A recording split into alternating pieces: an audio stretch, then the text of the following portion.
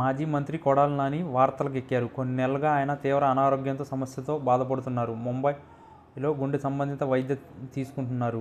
దీంతో ఆయనకు ప్రాణాపాయం తప్పింది. ప్రస్తుతం ఆయన హైదరాబాద్లో విశ్రాంతి తీసుకుంటూ కోలుకుంటున్నారు.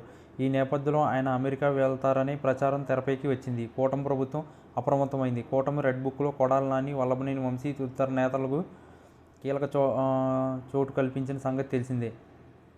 ఇప్పటికే వల్లభనేని వంశీ జైల్లో ఉన్నారు. ఇక తర్వాయి వంతు కొడాలి నానినే. అనారోగ్య సమస్యలతో ఆయన బాధపడి ఉండకపోతే ఈ పాటికే అరెస్ట్ చేసి ఉండేవారు. అరెస్టు చేయడానికి ఏదో ఒక కేసు పోలీసులు సిద్ధం చేయడం పెద్ద పనేమీ కాదు.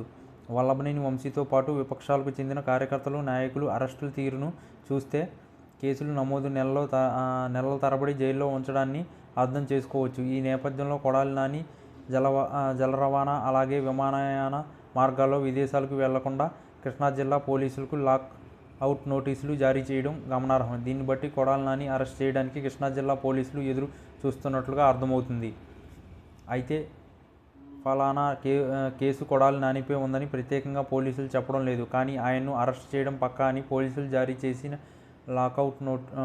లాకౌట్ చెప్పగానే చెబుతుంది.